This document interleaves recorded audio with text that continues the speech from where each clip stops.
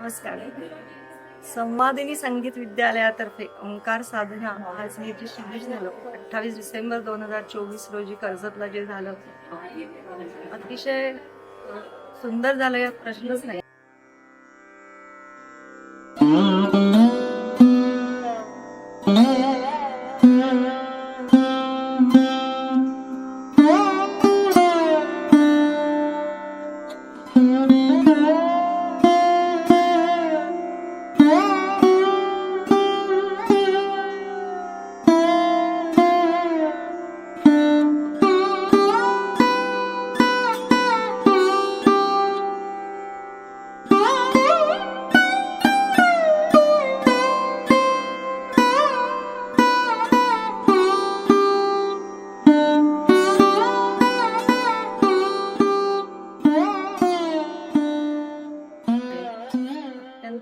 विविध अंगांनी ओंकाराची असलेली माहिती, उत्पत्ती आणि आपण त्याचा ओंकार साधनेच्या विविध प्रक्रियांनी कसा उपयोग करून घ्यायचा, त्याचे विविध प्रकार शिकवले, विविध अंग शिकवले, त्याचं प्रात्यक्षिक करून दाखवलं.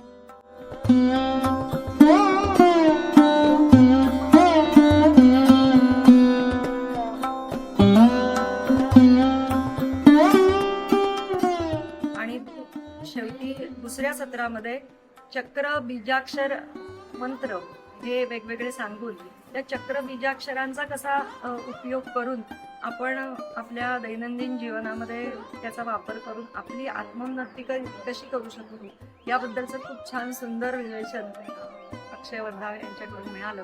त्याबद्दल मनपूर्वक धन्यवाद. अक्षय वर्धावेंचं आता ओंकार साधनेवरचं लेक्चर ऐकलं आणि आम्हाला खूप माहिती मिळाली. म्हणजे काय कसं गायचं वगैरे ते सर्व त्यांनी शिकवलं आणि सकाळी 9 पासून ते आता 4 वाजेपर्यंत आताच जस्ट संपलेलं आहे. खूप छान अनुभव आहे. खार घरून आले. अक्षयचा हा ओंकार साधनेचा उपक्रम खूपच सुंदर आहे. ऍक्च्युली काय करायचं नेमकं हे काही कळत नव्हतं, पण आजच्या 1 दिवसाच्या शिबिरानंतर खूपच क्लिअरिटी आली त्याच्यामध्ये आणि इतकं उपयुक्त साधं सोपं टेक्निक आपल्याला दिलेलं आहे, पण त्याची कल्पना आपल्याला नाही आहे.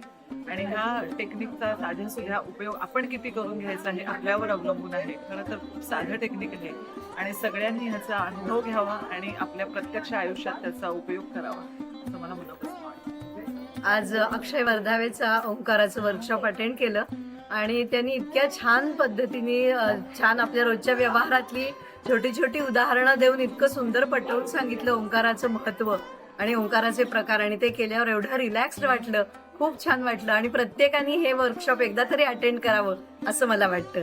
थँक्यू. नमस्कार, माझं नाव प्रतीक मुरलीकर आहे. मी ओंकार साधनाच्या 1 डे वर्कशॉपसाठी आज आलो होतो.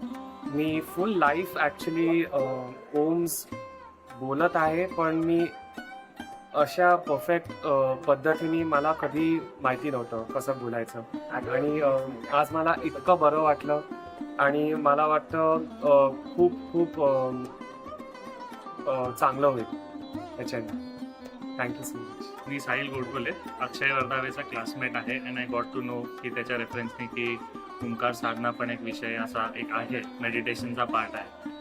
त्याच्या वयाचाच असल्यामुळे आय गॉट टू नो की असं मेडिटेशन वगैरे आपण करतो आणि मग पहिले डोक्यात येतं की अरे एवढ्या लहानपणी हे सगळं का करायचं. But after attending this workshop it is more clear की हे आत्तापासूनच केलं तर म्हातारपणीचे त्रास असो किंवा एक अध्यात्माकडे जायचा एक वेगळा पर्स्पेक्टिव्ह ह्या शिबिरातून एक आलेला आहे. आणि जितकं लवकर आपण सुरू करू तितकं बेटर आहे. आणि एक खूप चांगला आराखडा आहे या साधनेचा जो अक्षयनी केलेला आहे. आणि आय रेकमेंड की सगळ्यांनी एकदा ट्राय करायला पाहिजे आणि अंमलात पण आणायला पाहिजे.